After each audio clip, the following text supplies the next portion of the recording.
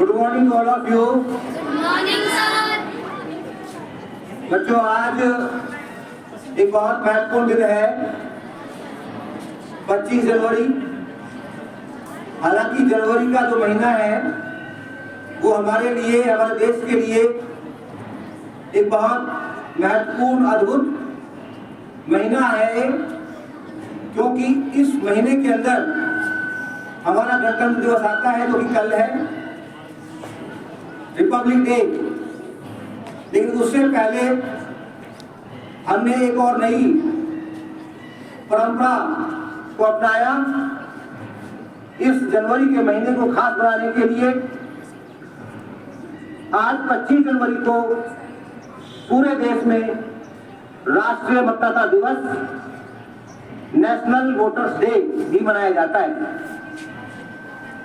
अब ये national voters day क्यों मनाया जाता है, इसका क्या कारण है, क्या मकसद है, उद्देश्य क्या है, इसके बारे में थोड़ा सा संक्षिप्त में आपको बताऊंगा। जैसे कि नाम से ही स्पष्ट है, मतदाता दिवस, यानी कि ये दिन आपको समर्पित है, मतदाताओं को समर्पित है। आप सभी फ्यूचर वोटर्स हैं। आने वाले समय में आप भी मतदाता बनेंगे, तो अच्छा मतदाता आप तभी बन सकते हैं जब आप अपनी जिम्मेदारी को समझेंगे।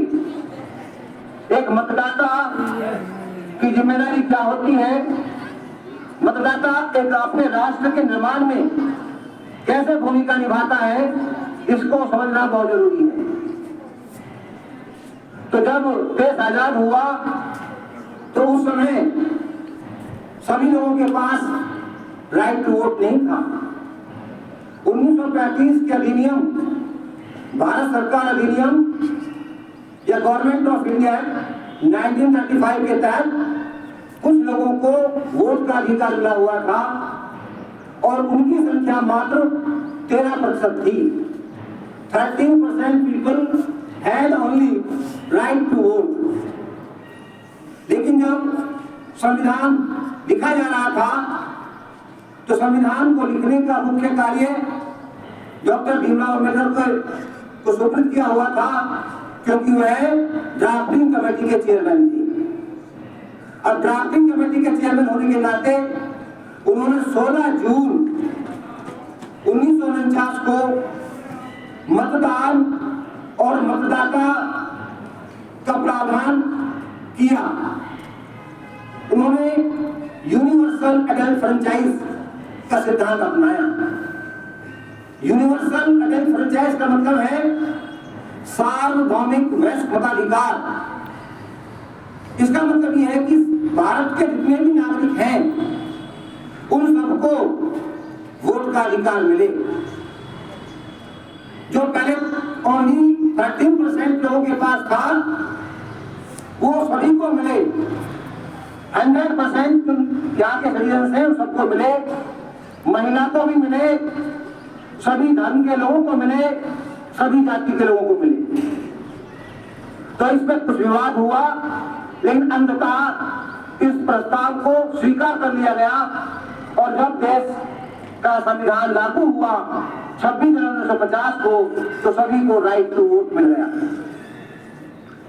अब ये राइट टू वोट लोकतंत्र में बहुत इंपॉर्टेंट है, क्योंकि यह लोगों को सरकार बनाने और सरकार बदलने का हथियार देता है।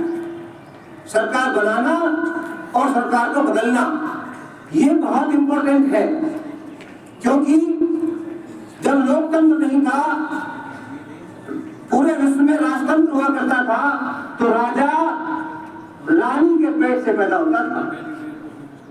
राजा का जो पद था वो पैतृक हुआ करता था और हर कोई व्यक्ति राजा नहीं बन सकता था। लेकिन लोकतंत्र ने जनता को अपना शासक चुनने का अधिकार दिया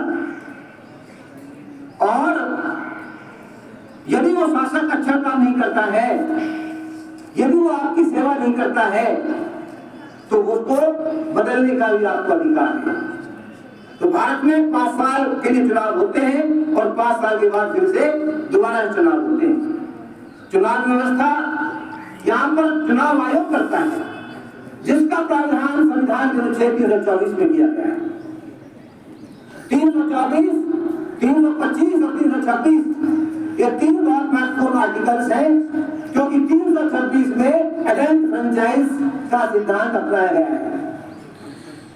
18 साल का हर व्यक्ति, 18 साल या उससे ऊपर का हर व्यक्ति, चाहे वो लड़की है, लड़का, महिला है, पुरुष, किसी भी जाति का है, किसी भी वंश का है, किसी भी धर्म का है, वो मतदाता बनने की योग्यता रखता है, पात्रता रखता है। अब हर साल हमारे यहाँ वोट बनते हैं, पहले जनवरी को बनते थे, लेकिन अब ये बनते रहते हैं। और जो भी 18 साल के बच्चे हो गए हैं वो अपना वोट बनवाएं और लोकतंत्र के का जो सबसे बड़ा पर्व है चुनाव, उसमें अपनी भूमिका निभाएं। तभी देश सुरक्षित हाथों में रहेगा, अच्छे हाथों में रहेगा। अच्छी सरकारें चुन के आएंगी तो आपका भी भला होगा, देश का भी भला होगा, देश का भी कल्याण होगा। क्योंकि सरकार चुनना जनता के हाथ में है। समस्याएं अपनी समाधान करवाएंगी तो वो अपने शासकों के माध्यम से, शासक नहीं सेवक कहेंगे उनको, सेवक है वो, नेता हमारे सेवक हैं, जनता के सेवक हैं। तो वो सेवक आपकी तभी सेवा करेंगे जब आप जागरूक रहेंगे। तो जागरूक मतदाता बने, वोट जरूर डालें। Each and every vote matters. Her vote बहुत इंपॉर्टेंट होता है। कुछ लोग कहते हैं वोट का, एक वोट का क्या, मैं कोई वोट नहीं डालने जाऊंगी या जाऊंगा तो इसका क्या। बहुत सारे लोग हैं वोट डालने वाले, मेरे वोट की क्या वैल्यू है, मेरे वोट का क्या इंपॉर्टेंस है। हर वोट का इंपॉर्टेंस है। अगर सभी लोग ऐसे सोचने लग जाए कि मेरे वोट का क्या होगा, मेरे वोट से कौन सा कोई मंत्री या कोई एमएलए या एमपी बनेगा, तो फिर ये लोग अपने प्रश्न का जवाब कैसे करेंगे। तो अपने पेरेंट्स को भी जब भी वोट का दिन हो, वोट डालने के लिए प्रेरित करें। और जब आप वोटर बन जाएं तो आप भी अपने इस राइट टू वोट को इस्तेमाल करें, क्योंकि यह लोकतंत्र का सबसे इंपॉर्टेंट अधिकार है। इसके बिना आपका कोई वजूद नहीं है। अगर कोई जनता को पूछता है, जनता की कोई सेवा करने के लिए नेता तत्पर दिखाई देता है, तो वो सिर्फ और सिर्फ वोट के अधिकार की वजह से, क्योंकि वोट का अधिकार, रिमोट कंट्रोल आपके पास है सरकार बनाने का और सरकार को गिराने का, सरकार को बदलने का। तो जाना कहते हुए, सर्दी का मौसम है, बच्चे सर्दी महसूस कर रहे हैं बहुत ज्यादा, हमें सर्दी यहाँ महसूस हो रही है। मैं अपनी वाणी को विराम देता हूँ और आपसे पुनः ये अपील करता हूँ कि अधिक से अधिक लोगों को जागरूक करें, राइट टू वोट के इंपॉर्टेंस को बताएं। बहुत बहुत धन्यवाद।